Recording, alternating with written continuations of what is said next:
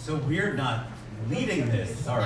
Yes, we are. Hello, everyone. Welcome to Maxine's on Shine. I am your master of ceremonies this evening. I'm Chris Fio. Welcome. This is where you clap. Thank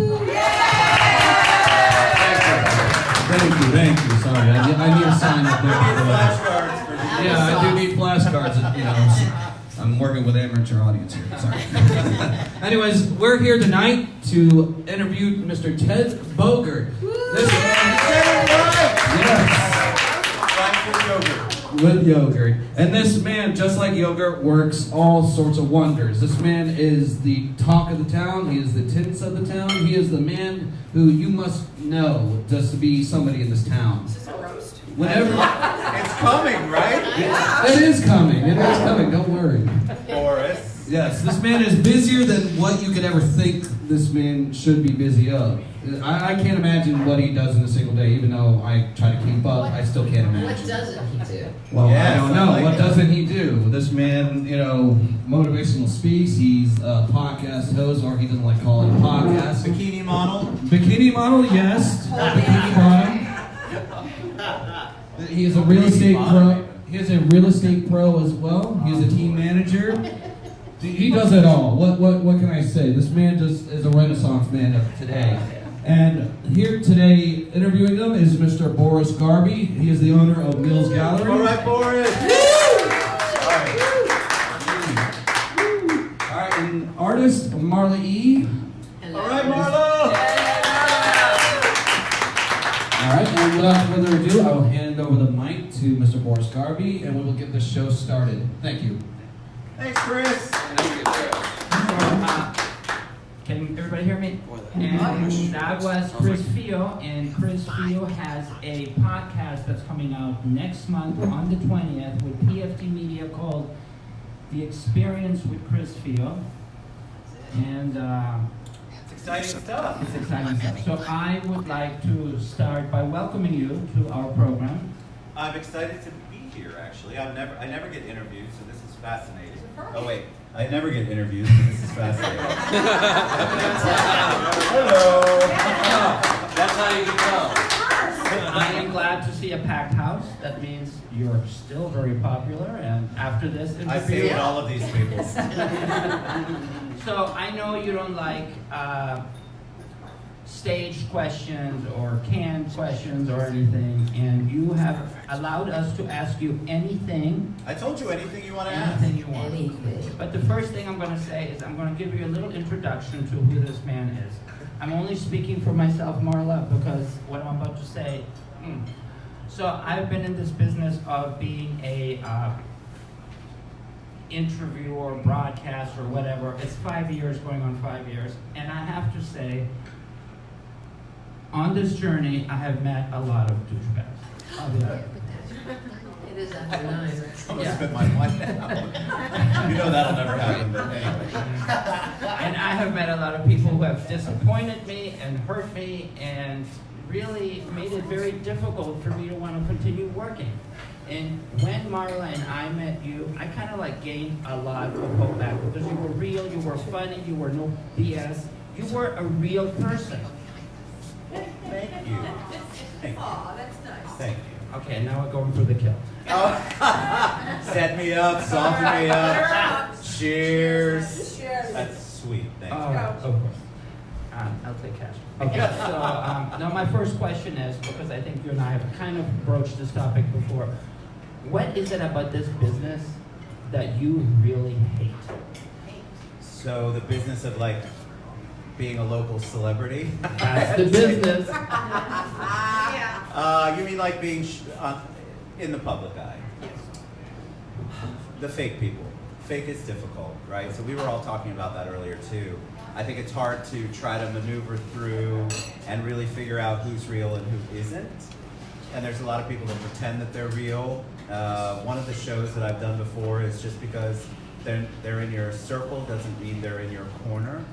And so you have to be super careful of that, and I've had to learn it the hard way. And I hate that about this business, because everybody wants something for you, a piece of you, and not for you necessarily, from you, and a piece of you. And it can be very disheartening. It can get you down. But This year, one of my words for 2020 is boundaries. So I'm trying to set boundaries, and I'm trying to make sure that I get rid of those toxic people out of my life, or at least out of my circle, and try to figure out a way to do good things with amazing people like you all. Great answer. And you know what, you do a lot for a lot of people, so just, do you have another question, or, okay. Is that it? That's your only question? We're done here. What do you think? You're over. No, I want to talk about something positive, because Okay. you have brought people, given people a platform, given people a voice, and you have an eclectic, how many shows have you done? So we did we're in the 480s right now. So we'll be 500 hopefully February. And so how do you choose who you interview? Do they come to you? Do you seek them out? That's a great question. So I'm blessed to know a ton of people in town. So the amount of guests that I have or have an opportunity to have on is endless. But recently I've begun a little bit of searching people out, not because we have to have the guest, but because I'm enamored with people. There are people out there that are doing amazing things. I just had Jason over here in the hat, Jason Schaller, That's where I saw you. and he's just been on the show. We just filmed a show for the streaming channel, which we can talk about later. And I reached out to him because of the presence that he has and the things that he does. So I'm being super cognizant of that. If somebody has a journey or a story and I see it and I'm moved by it, then I'm going to reach out. I have a laundry list of people that still want to get on the show, so we're super blessed by that. But there's so many great stories I don't get to tell, and I want to tell them all. I knew you looked familiar, by the way. I'm like, where do I know you from? So that leads me to another question, because I've noticed, and one of my favorite episodes was when you had Tom and Dan on, and I love Tom and Dan, and I love you. And so, is it harder or easier to interview somebody who also interviews people? So That's a great question. So I find it easier because they don't know what's coming, and I love to mess around with them, kind of like you guys are doing with me right here, because I have no idea what the questions are. But I think that if you're an interviewer, you have a great amount of respect for somebody who's trying to interview, and so I let my guard down more, and I think they do too. So I think it's actually easier for somebody who does interviews for a living to come on, because they know what to expect, and yet they're willing to answer because they know that they need to be authentic and vulnerable and answer where people aren't going to believe anything that they have to say. This is fascinating. This whole process. Great answer. So Marla's gonna kill me, but here we go. So this has only happened once on Kiss My Art. We had a guest that we film our guest with Marvin Welch, is our filmmaker, and he makes everything look great.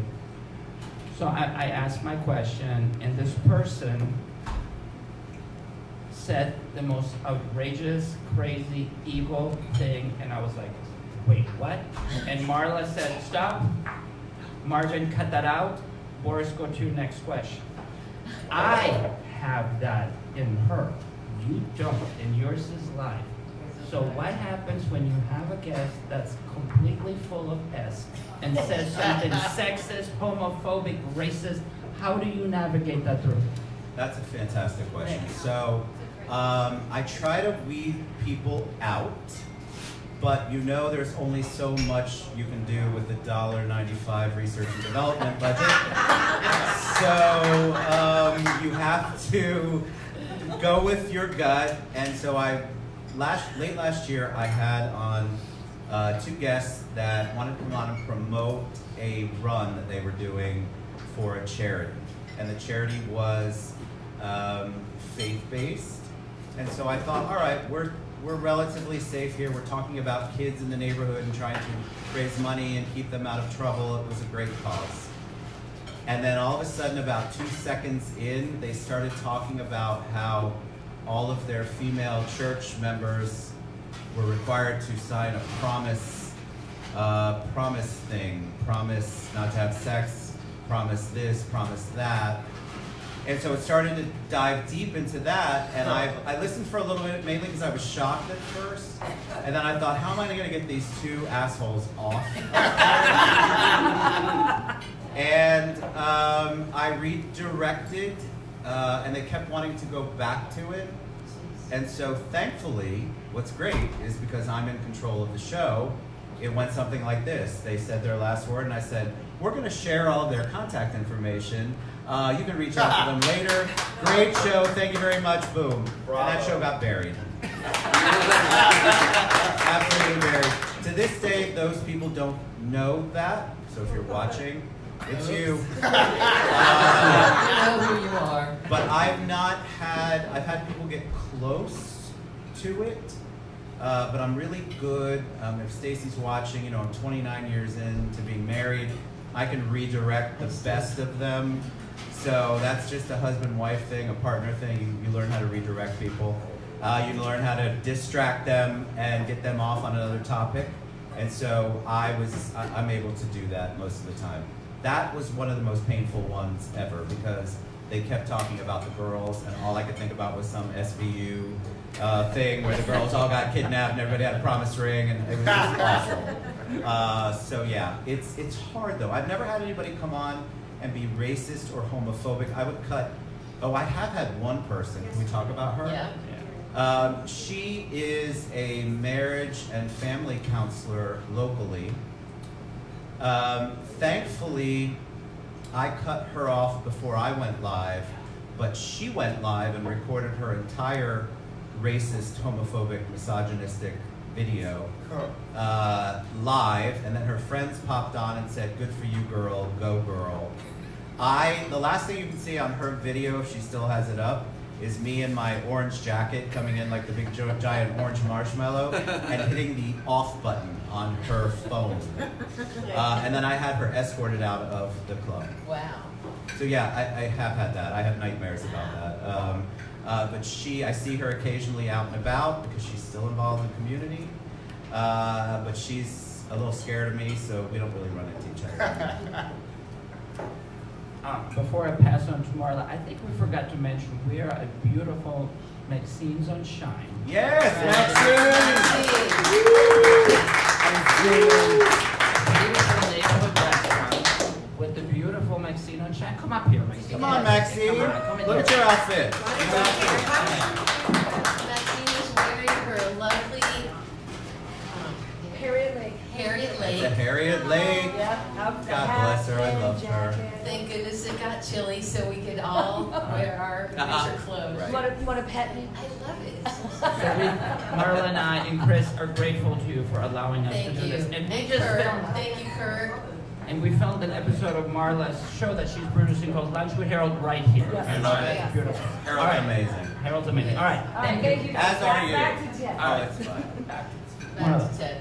So, not to embarrass you, but I'd like to talk about how you really, back to the thing about you have a platform for people, and people get to, just all walks of life you get to let them on your show and they tell everything. And so I've noticed that you really talk about people mentoring, and so this is a two-part question. So who have been your mentors, and also who are you mentoring now? Okay, these are great questions. So I think mentorship is so important. If you're not out there and being a mentor to somebody, get out, get involved. We talk about it on the show a lot. A lot of that has to do with gratitude too, which is sort of in the realm of what you're talking about. So mentors, I had college, Pete Fisher, my fraternity, Sigma Chi, like those type of people were amazing. My father-in-law was an amazing mentor. He taught me pretty much everything, the right thing to do in business, and I had no idea what I was doing when I started my first business. I feel like my friends are big mentors, and I always laugh when people say this, but it's the honest to God truth. I feel like I'm mentored all the time I learn something from somebody all the time, but you have to be open to it. I'm looking at my camera like I'm normal. Sorry. Normally I'm used to looking at the camera, so it's funny. But I think that overall I've had a lot of really cool dudes in my life that have been mentors, and teachers and educators have been phenomenal to me. Teachers, that's right. Yeah. Teachers, I still talk to on a regular basis. My 3rd grade teacher. I still talk to my 7th grade and high school teachers. I think it's so important. They made such an impact on me. So shout out to Jean Heater and Sandy Hudson when you watch. They're phenomenal. But to mentor people, that's a great question. So I'm in a great role at the home team of Freedom Mortgage, which is where I work. So I get to mentor these up-and-coming loan officers all the time. But that's for business. I think I take a lot of people under my wing because I didn't have people in the beginning. Those people I told you came later on. And so it's really important for me when I see somebody who is struggling, who I think has talent. I know Boris does this too, and I'm sure you do too. You take somebody under your wing and you go, all right, I want to help you. I can help you. I see the talent in you, and I want you to develop it. You have no resources to do it. You have absolutely nothing to offer me, but I'm not doing it for you to do anything for me. I'm doing it because I see the talent in you. So I think most of us could do that with somebody, and I wish more people would.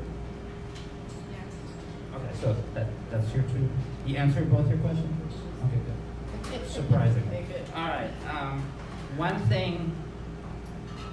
I hope your answer. I know you're not going to give me a BS answer. I mean, you asked for no BS questions. I told you, don't. All right. Ask So, me any BS questions. for me. If you ask me what kind of tree I want to be, I'm leaving. Okay. Somebody wants your phone number. Maxine just passed this. Oh.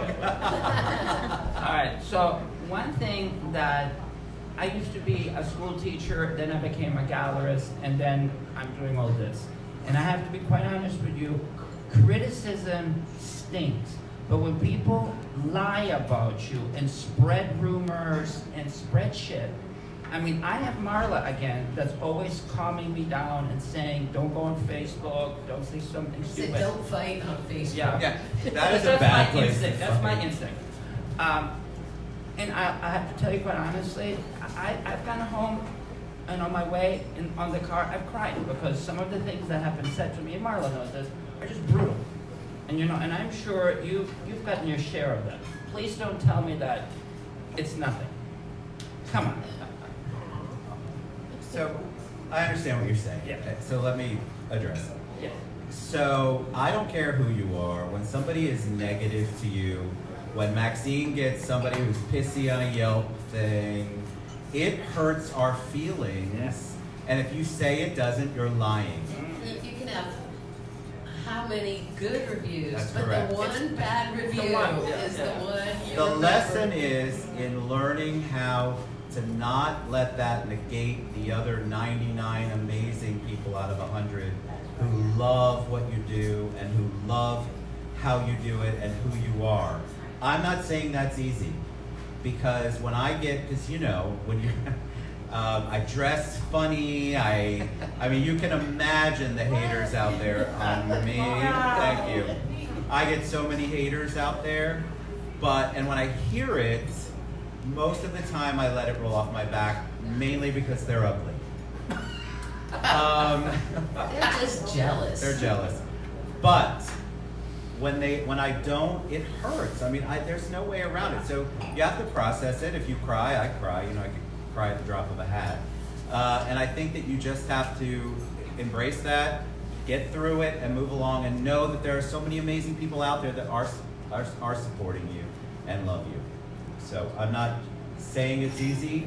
I'm just saying that you're doing it the right way, and you've got Marla to help you go along the way, which is good. Would you kick somebody's ass if you could get away with it? Yes. Absolutely. I am Italian, so I have lots of great relatives that own restaurants and laundromats and dry cleaners in New York and New Jersey. So don't F with me. Garbage trucks. And garbage trucks. Marla, the ball is in your court. Okay, well, so tell us about, now I know I've been interviewee, came upstairs, actually twice. One Yeah. time with you and I for Kiss My Art. And one time I came up with Harold. Yes, I love. And yes, Harold's great. And so I always notice you have that strong cup of coffee. So tell us a little bit about Wait. what's in- Wait. I would like to talk about the cup of coffee. Okay. All right. Can I? I told you. You talk about whatever you want. All right. The I'm first golden. time I went to the Citrus Cup to be interviewed by you, I was nervous, and you and I got along, and it was great. So you're setting it up for the filming, and I'm sitting next to you, and I go, that's a strong cologne. And then I realized that's not cologne, that's vodka. And I'm like, he's not drinking coffee. I put it behind my ears too. It's very sexy. Yes, please. This is Kirt, everybody. Look at Kirt. Hello, everyone. Get in the picture over here, Kirt. Get in the picture. Come on in. Get in the picture. Brings happiness and light to There you go. Wait, to Ted, we have to have something that he says, oh yes, this is most delish, like a little kiss, a little sense of bliss, of things that he brings to all of us on a daily basis. And what Do did you know you we bring, can, Ted? what is that? What is that? It's called Bogart this drink. Yes. That's it. So what we got no, go ahead, take a little sip. If you can get it to your lip. Yeah, there you go. Now it feels kind of hip. And that's it. That'll make you tingle. And he's Oh, got- yes, the right yes, places that's there. right. So a little bourbon and I a keep little forgetting we're Magdala and a little filthy cherry. Anyway, I'm going to move out of the way. I'm going to move over this way. Thank you, Kirt. All right, goodbye. Big round of applause for Goodbye. Kirt. All right, you asked me a question. I'm happy. sorry. So my question is, what the hell, and Marla and I want to know, what the hell is in the cup? Yeah. All right, so here's the deal. I mean, most people start their day off with coffee. I do as well. Right. My coffee just has vodka, Kahlua, Lemonade, or something like that. I don't do normal coffee. Everybody who knows me knows that that is not how I start my day. That particular day, you may have smelled anything from a White Claw to vanilla vodka. I don't know. But the mug never has real coffee. Yeah. Ever. You know, I'm a functioning human being. Love that. How many cups of coffee do you drink a day? Hashtag allegedly I drink 3 to 4 of that coffee, and then we move along to lunch coffee. Then we've got dinner coffee, which I'm drinking right now. And so we just go with the flow. That's why do you think I'm always happy? I'm in a good mood. Okay, so not to change the subject or get too personal, but You can get as personal as you want, Marla. all right. Maybe this is good to talk about. I don't know, but tell us a little bit about your post-traumatic stress disorder. All right, so this is a fair question. So I was just talking with someone earlier about this. So I have PTSD. I have the kind that I did not serve in our country, but mine is from child abuse.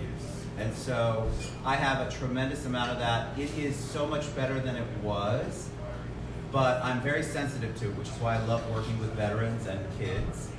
I used to wake up screaming. Occasionally I still do. But that's, here's the deal. That's my cross to bear. And it used to be much worse. But I went through a lot of great therapy. Having children was a blessing and a healing for me. But I'm cognizant of it, and there are still times that I have triggers. So most vets have triggers. My trigger is usually if I see somebody being horrible to a child, or just something along those lines, or if I see somebody treating somebody bad. There's so many things that could go on.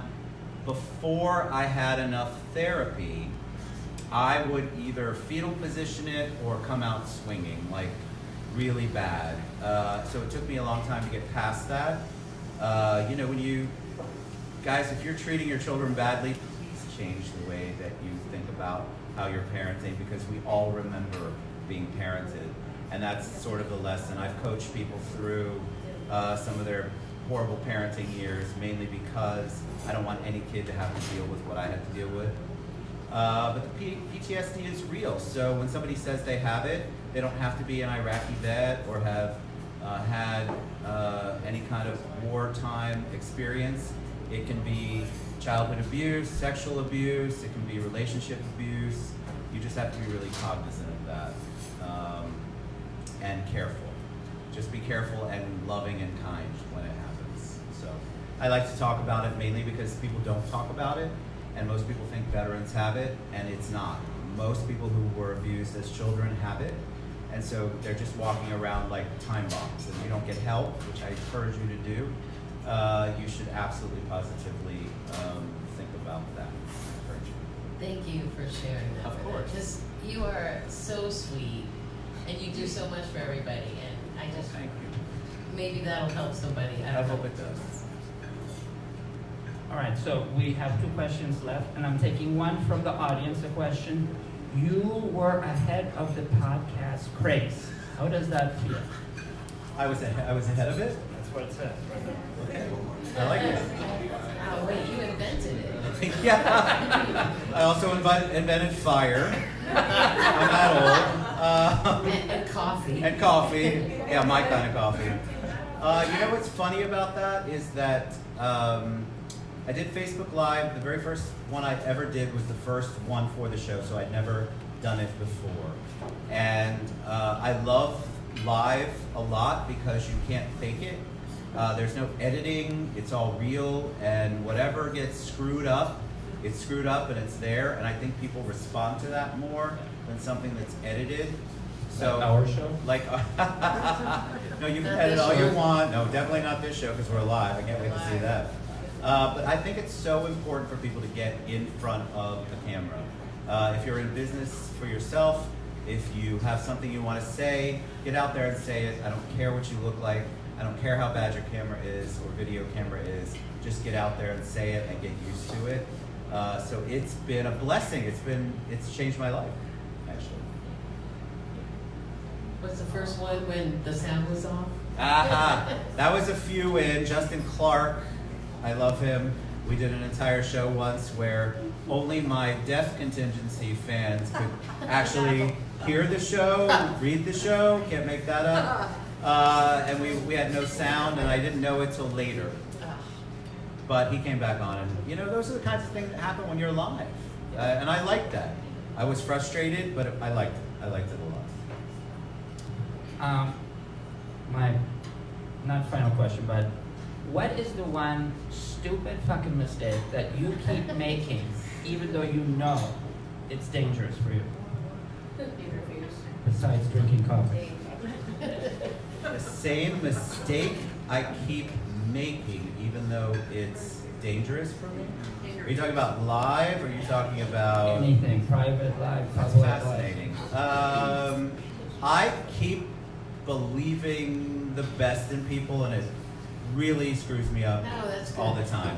It's a good thing to have. I'll never change it. I don't want to change it. I don't want to become jaded, but it really messes me up probably at least once a week, because I believe in people. I believe their word.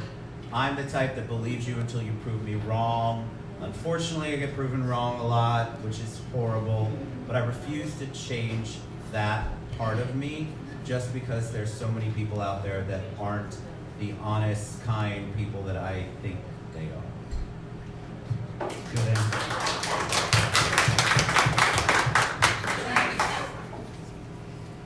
Well, so moving forward and looking into the future, what are some of your goals for 2020? I like this question. So we just signed with a streaming channel. So we have begun. Jason was our first show that was going to be part of the TED Show on the streaming channel. And I want the show to grow. I would love to do the show as full-time as possible. Freedom, if you're listening, of course I want to work with you full-time, always, but no, I love them, and they give me the autonomy and the permission to do so much that I get to do. But the streaming channel will get everyone else's message out in front of more people, and I want that. I want people to see the real side of Boris and Marla and Maxine and everyone else in the room. I want people to see the human side, and I think that the more people I can reach, the more hope that we give. I feel like the show gives a lot of hope and inspires people. I hate mainstream media. Shout out to all my mainstream media fans and friends. I love you, but mainstream media tends to be negative all the time.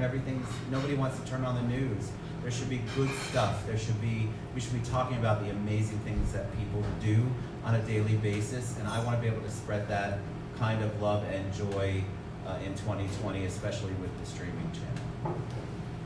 Thank you. And also, so if we want to see more of your shows, where do we go?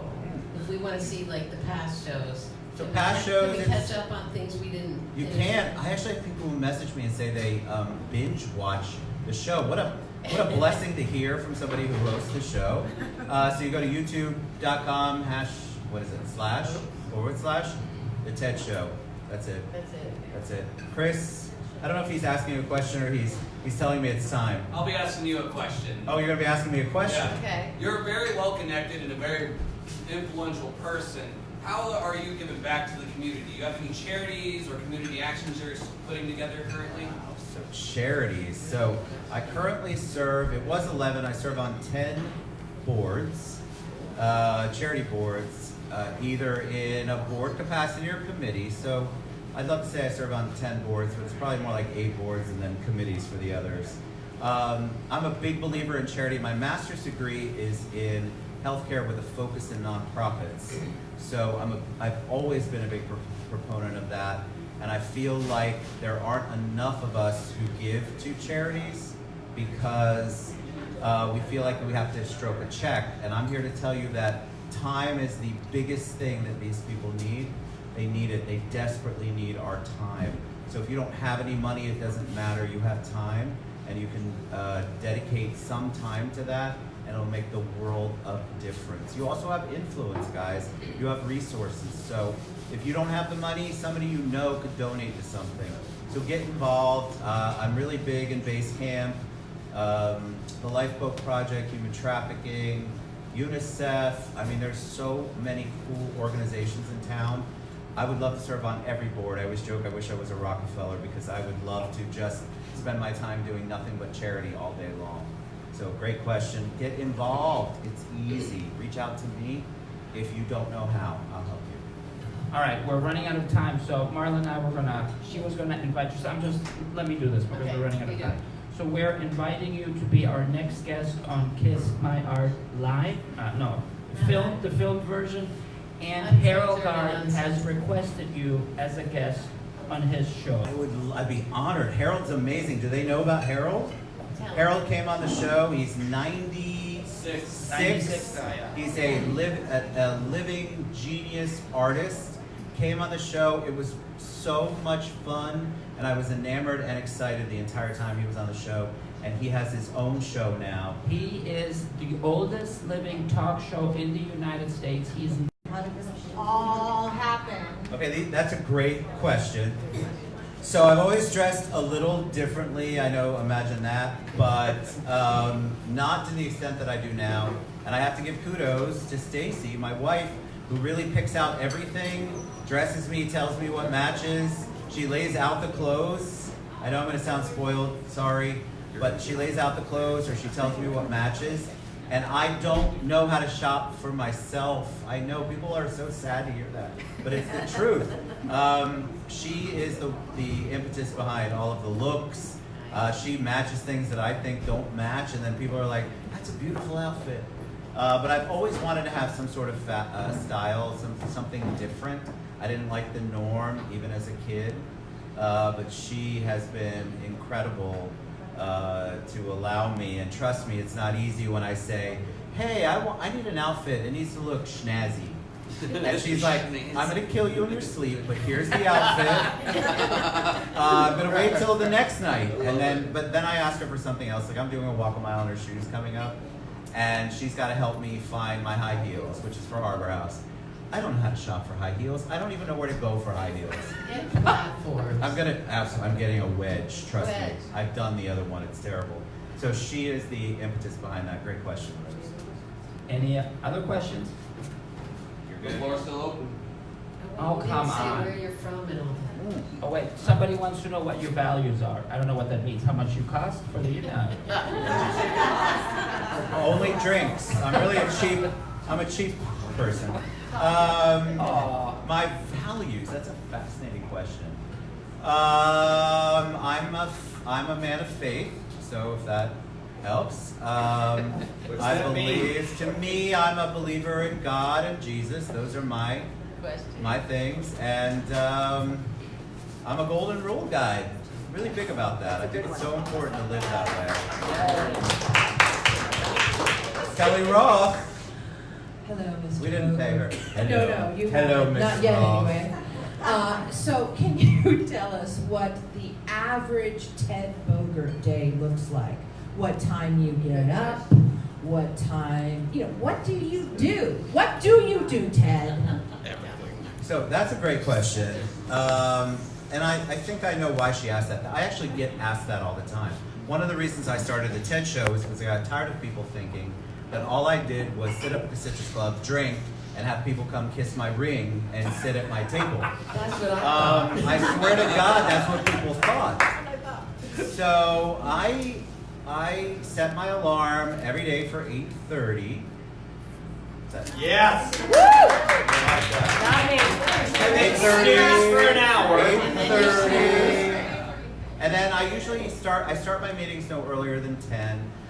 For friends, like today I did a show at 9:30 because I love them and I wanted to help them, but normally I don't start till 10. And then I have meetings and shows all day long. I have a full-time job as the business development manager for the home team of Freedom Mortgage. And then the TED Show is its own full-time. And then I have a non-profit community project called Ted's Community. So I'm working a lot of hours, but I don't feel like I'm working in any of those positions. I love what I do so much. But I probably on an average have 6 or 7 meetings a day, 2 to 3 shows a day, and then I do events at night. So it's very time consuming, but I love every second of it. All right, thank you. All right, that's it. Thank you so much for coming. Do we have another question? We have another question. All right, Okay, one more we have a question. One more. Here's the question. If money, time, or space was no limit, what is your dream? Oh God. What was that question? If money, time, or space there was no limit. Okay, so the selfish side of me, the part that wants to do for me first, would be travel. I'd want to travel. I love traveling. I'd want to take my whole family and my friends and like a whole entourage to travel the world if I had, all that kind of money. I think travel, yes, you all in the back as well. I think travel changes your life, and if you don't travel, you're missing out. And so if you haven't traveled, do something small and try it, because it is life-changing. So travel for sure on the personal side. Professionally, I would just literally spend every waking moment doing charity work for the things that I want to do. Children's issues, trafficking, women's shelters, anything cancer research, especially when it comes to kids. Anything I could do, I would just want to literally cut checks to all of it and be involved and spend all of my time promoting that. And that sounds like a Miss America pageant kind of answer. Love Miss America, so but I want to be that person. So if I had all the money in the world and all the time, I would do that every day, every single day. Thank you. Kurt, you want to do it? I think you personify a lot of things about the city beautiful. Why do you make Orlando, the city beautiful, your home, and bring the message that you bring? Thank you. Why do I do that? Or how do I do that? Yeah, I'd like to know. Yes. that. Why? Why? Hear it. All right, so I am a huge proponent of Orlando. I think we are in my opinion, one of the most inclusive, diversity-centric, kind of amazing places. Technology, sustainability, everything that Mayor Dyer and his team and Mayor Demings and his team are doing, I think it's all for the positive, and we accept people here in the Mouse House in a way that nobody really understands. And I think that the arts are big here. We support people here. We love people here, and we are so inclusive in all we do that I think that it is one of the best places, in my opinion, to live on the planet. So I love Orlando. Right on.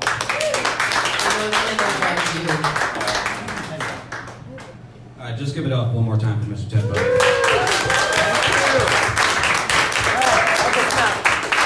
Thank you, everyone, for coming out this evening. Thank you, everybody, for joining us at Maxine Sunshine. I'm sorry, and thank you to Mr. Chris Fio. We really appreciate you being here. Thank you, Boris Chris. Garbe, Ted Mittens. Ted Bogert. Ted Mittens. That's our secret. Stop. And Marla E. Awesome. Thank you for coming out, everyone. Remember, reach out to somebody, help somebody, mentor somebody. Don't be afraid to help the community. Have a good night. Amen. Thank you.